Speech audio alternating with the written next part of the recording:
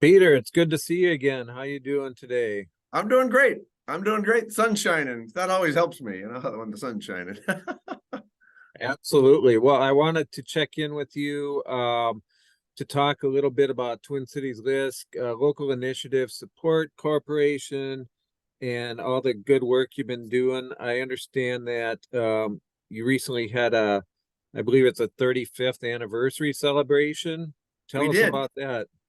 So, 35 years ago in 1988, and just a reminder, George W. Bush, H.W. Bush was president back then. George Latimer was the mayor in St. Paul, and he was actually one of the people who was instrumental in bringing LISC to the Twin Cities. And just to show you, there was Hill Street Blues, Dallas, Dynasty, and MASH were the big TV shows. So it was a while ago, okay, 35 years. Yeah, I So remember those shows. That's as I'm getting old too, right? yeah, we've been in place for 35 years. LISC was created because the Community Reinvestment Act was passed, and that required banks that were taking deposits from lower income areas to actually make loans in those lower income areas. And so it was a way to move capital. That law was a way to move capital into these districts. And so with the help of the Ford Foundation, the work with the banks, this new organization, the Local Initiative Support Corporation, was created to help to actually place those loans, to originate the loans, put them in place. And so that's why it was created 35 years ago. We continue to do that work.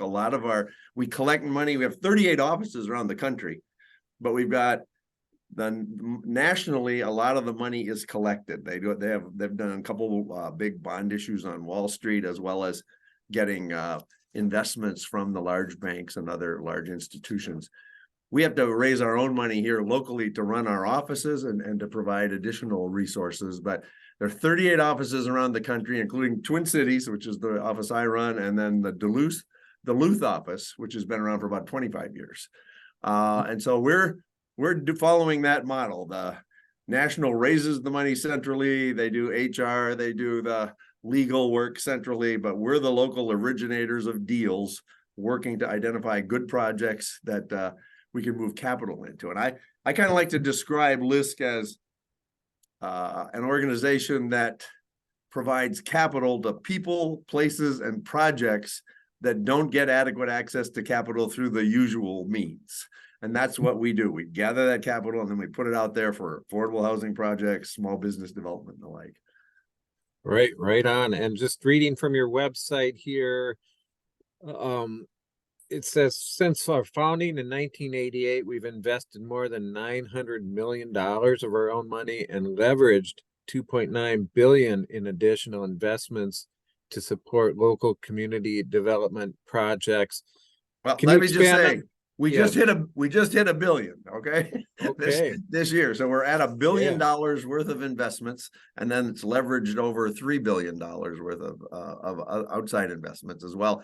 And Yeah. again, a lot of that money is coming from outside the Twin Cities. So one of the things that having a local LISC office does is it leverages money from the whole country and brings it into our marketplace.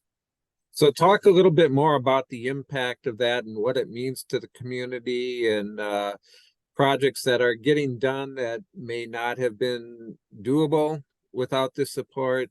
Can you speak to that a little bit? Sure. Back in the day, back when MASH was on TV, we did a lot of work with emerging nonprofit organizations. And we made a lot of investments in PPL, Common Bond, what's now Aon.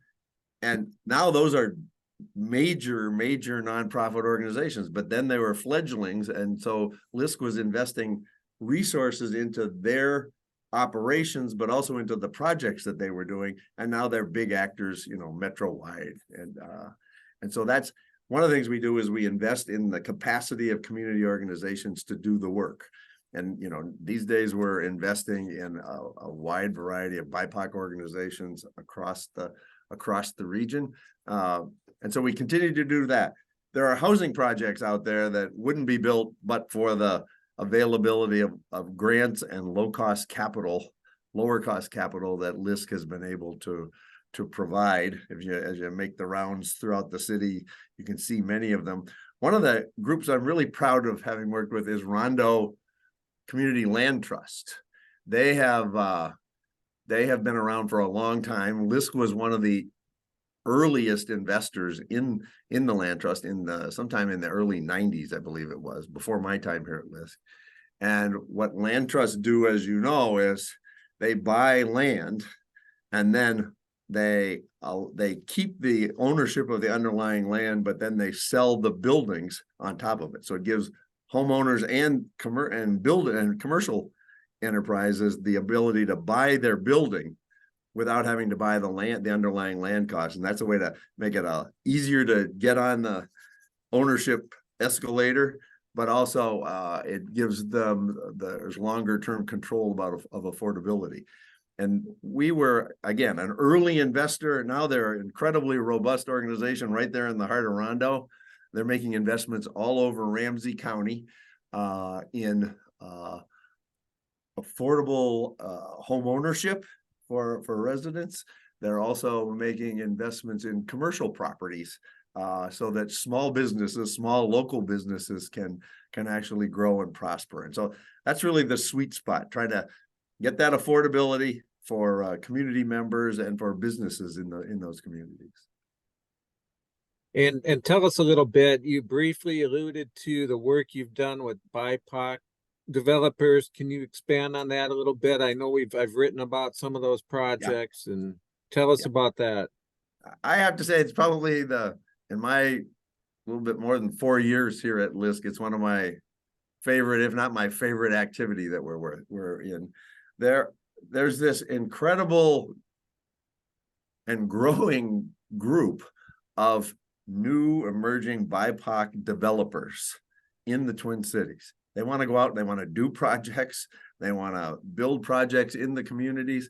And we did a survey. We had a survey done about 4 years ago, talking to those developers about what was impeding their progress and their success. And so we listened to what they had to say, and we created what we call our Developers of Color initiative to try to literally change the ecosystem of development in the Twin Cities, which was very white and very male over the years.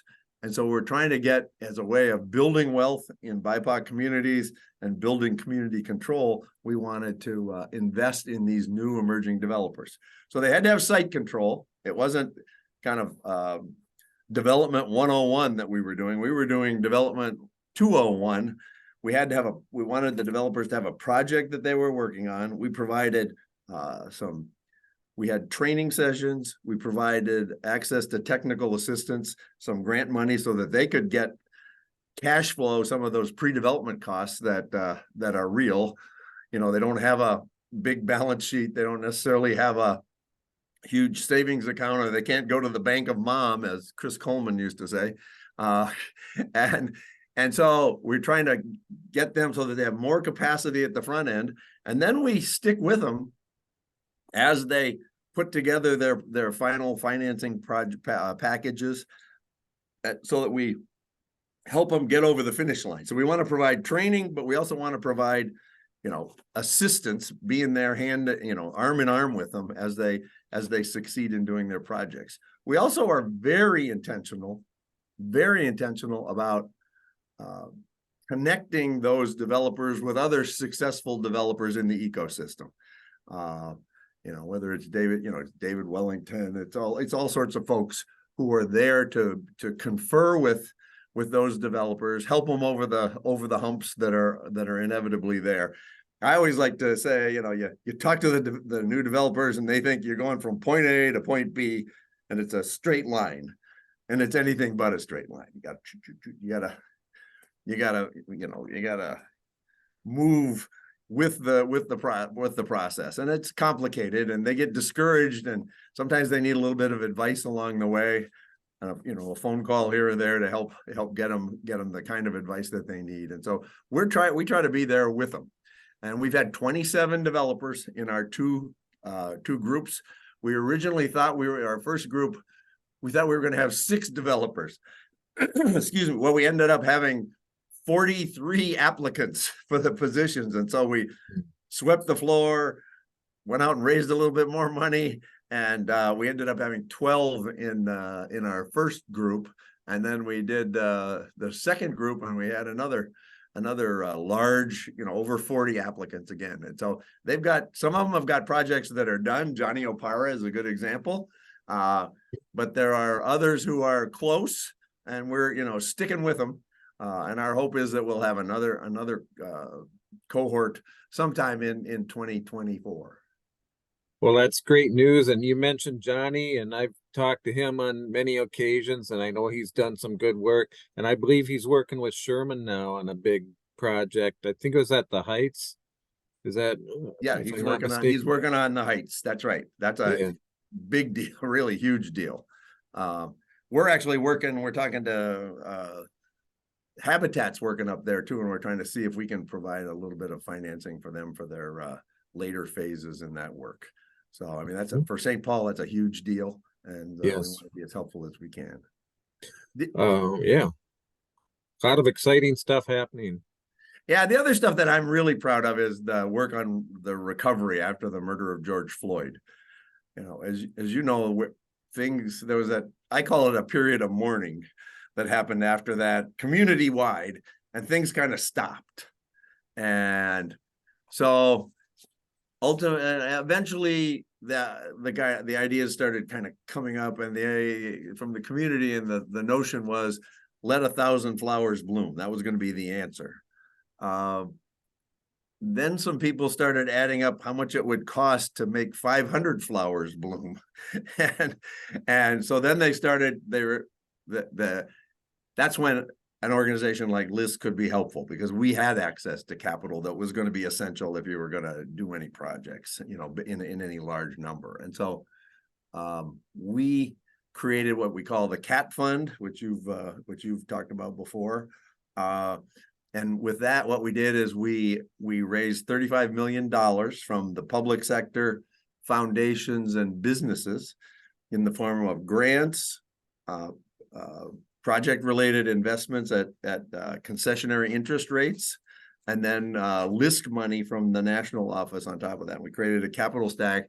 The first 8 loans that we did out of that fund, back in the days of low interest rates, were they were under 3% for the groups that were making the investments. And the idea initially was, we didn't want to have a repeat of what happened in 2008 and 2009, when outside capital came in and scarfed up a lot of properties and got control of those. We wanted to make sure that local organizations and communities had resources available to acquire key properties on roads like Lake Street or West Broadway or University Avenue. And so we created this fund. We worked with a number of community organizations, and at the same time, the Bush Foundation was very generous. They provided us with some funds that we could invest in the capacity of community organizations to actually do this work, the development work. And so a good example is redesign, formerly Seward redesign, and the Coliseum building. So there, it's kitty corner from the 3rd precinct. The owner of the building, which had terrible damage, but not structural, the owner of the building was ready to just tear it down. And then the community and redesign came in, and they said, no, we'd like to buy it. And we provided financing to help them buy the property. It was a loan of over $2 million to help them buy the property. Subsequently, we've provided them with a loan of over $7 million as a bridge for historic tax credits that are going to go into the $35 million redevelopment there.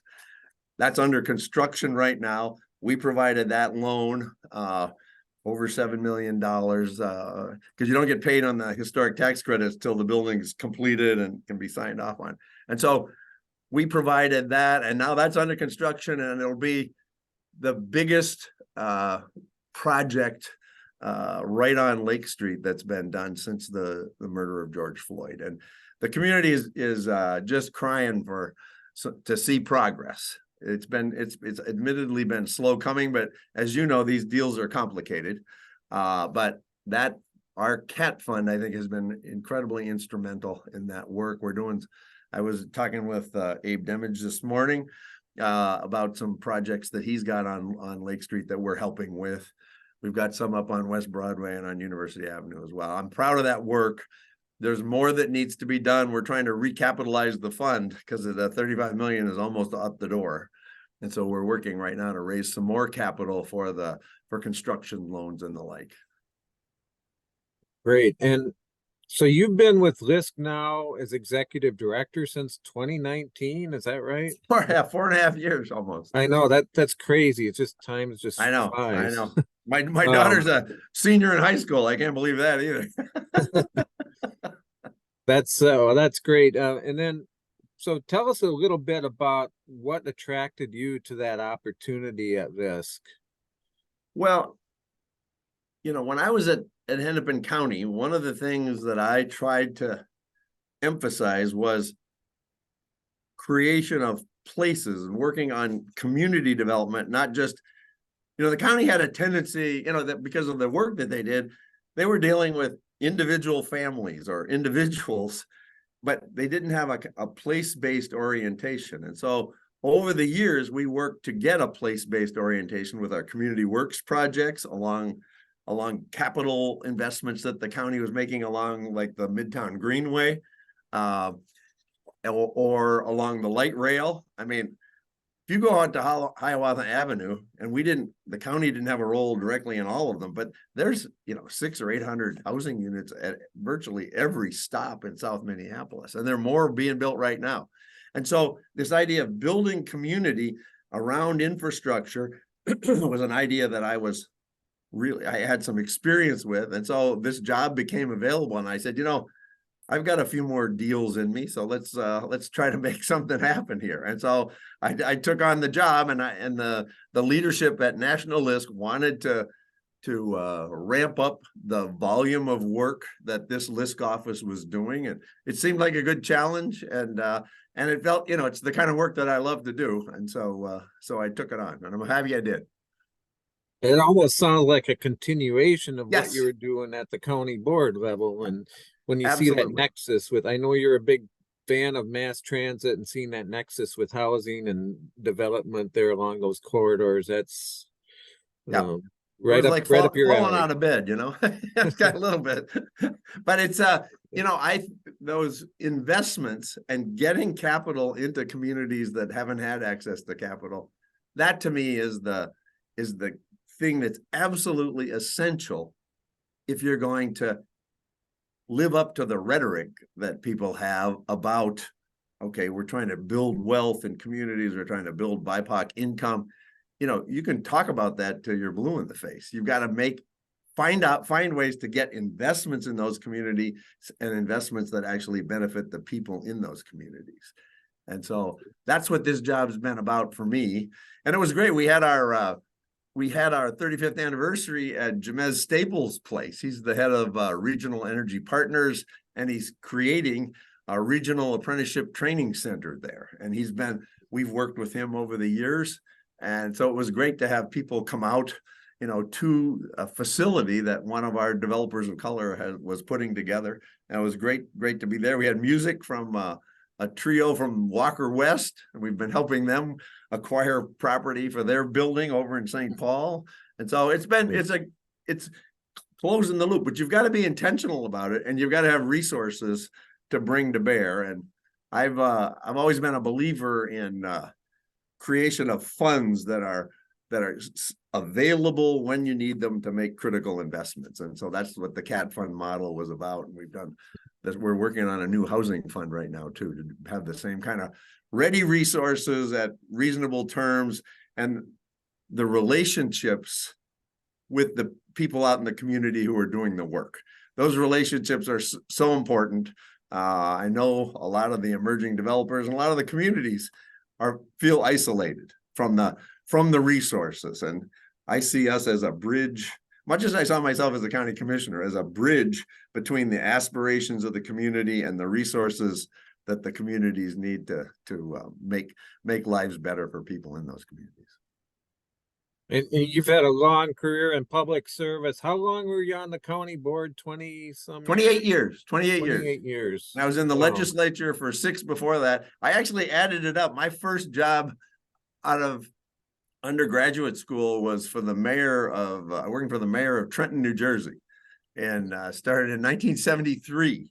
So it's been over 50 years now that I've been doing this work, and so it's exciting. Good for you. Good for you. What are some of the things that stand out? Some of the things you remember most from your time on the county board? Let's say, what would you say is some of the things you're most proud of? Well, you've mentioned the light rail, and you know, a lot of people know that I worked very hard on that. People have been talking about doing light rail in this region, you know, for years and years and years, and I was happy to be part of the group that actually made it happen. And you know, I know there's a lot of grumping about Southwest, but you know, we've had great success, you know, with Hiawatha, with the Central Corridor. We've got several busways that have been built, and you know, you do these big projects and you're going to run into a clinker once in a while in terms of engineering, but I'm proud of that. One of the things that makes me smile, frankly, when I was on the county board was we had the library system in Minneapolis, and I represented a district that was in Minneapolis. So we had 2 library systems back then, a city system and a county system. And 3 libraries had closed in the city of Minneapolis for lack of funding. They didn't close libraries during the Great Depression in Minneapolis, but they were then. And Kit Hadley was head of the libraries in Minneapolis at the time, and she came to visit me just to give an update. And I said to her, this was in October, I said, Kit, you know, because she said 3 have closed, you know that, but 2 more are going to close, Peter, within a couple of years. It's just inevitable given the way the budget is. So I said, Kit, it's time to resurrect that idea of bringing the 2 library systems together, get those efficiencies, get the city system onto a broader tax base. And she said, yeah, that's a good idea, Peter. And I said, no, Kit, in January, we got to have a bill at the legislature to do it. And we did it. We pulled it off. The 2 systems have come together. There are people don't know, you know, whether it's a county library or city library system. They know that they want to be able to go there to read and other things. They want to be able to take out the books that they want. And that system has been greatly enhanced. And one of the little side benefits of the sales tax for Target Field was that we got $2 million a year for youth sports facilities and $2 million a year for library hour expansion. So those Sunday library hours are a product of that. And that was kind of my brainchild, to put that as a part of the ballpark tax and the ballpark initiative. Because, you know, a lot of people didn't like the ballpark, as you know, but this was a broader community benefit, I thought. And so those are the things I'm really proud of. And I always liked being able to kind of go out in every little nook and cranny in the community and, you know, be there, talk to people. Sometimes they're mad, sometimes they're not. The madder they are, the more I wanted to be there, though. So somebody couldn't put words in my mouth. But I got a lot of energy from that. I always said I didn't get my psychic reward up on the 24th floor of the government center, that it was out in the community when you saw the projects and things. So I always enjoyed it. And this job, as you say, is kind of a continuation of that. So I'm enjoying it. And good for you. So what's the future for LISC now? Where are you headed, and what's your plan? So one of the things that I like to say, and I think my staff gets tired of hearing my little speech on it, but if we don't start making investments as a community at an adequate scale, my successors, your successors, the politicians' successors, they're going to be having the same conversation about racial gaps, income gaps, housing problems 25 years from now. So somehow we've got to get these investments up to a scale that's going to actually move the needle. That's hard. It's hard to sustain the energy. We've got a good institutional network here that we can plug resources into. And frankly, the legislature did a lot this last session, but there's, we've still got to make sure that we're not just doing a little pilot project here and a little pilot project there. They're fine, but they're experiments. And if we don't get it to scale, we're not gonna succeed. And that's what I see for the future. And that's one of the reasons I like the job at LISC was there was the chance to bring other outside resources in at scale. And so that's one of the things I really want to do is build it up. I want to, historically, if you start talking about scale or, fancy financing mechanisms, all of a sudden the BIPOC developers and investors kind of drop by the wayside. Our job now is to get to scale and involve the BIPOC community members in the development, in the financing, as actors, as owners, and it's frankly as beneficiaries in terms of income and wealth building in those communities. So that's what I see as the future. We're working on a housing fund, affordable housing fund, which is all the more important now given where interest rates are. We're working on recapitalizing the CAD fund, which is the investment in recovery. We're working on well, your cat in the background is distracting me there. I just wondered what the heck that was. Sorry about that. No worries. So we're going to continue though. At least the dog's not here. She tends to bark and chase the cats. So anyway. Yeah, so the other thing is that we're going to continue working with the emerging developers. And we're trying now to figure out how to, there's a lot of interest in arts and culture and community. How do you amplify the impact of arts and culture by integrating it into developments as a way of making the development better, but it's by strengthening the communities and reflecting the communities in which we're working in the buildings that we do. And again, it's all about, a lot of this is about one, getting projects done, but two, who does the projects is important as well. And we're trying to be very intentional about that to build the capacity in the community. So that's what I see the future being. Absolutely. Well, it's easy to go and look and point out all the things that are wrong in the cities and this and that and the other thing, but it's another thing to go out there and roll up your sleeves and actually do something about it. And that's what you're doing. So we'll keep up the good work. Thank you. That I've always believed in that.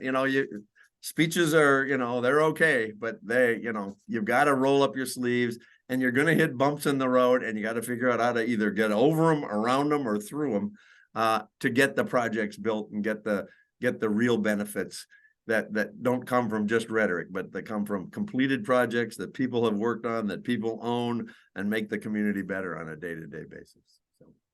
Great.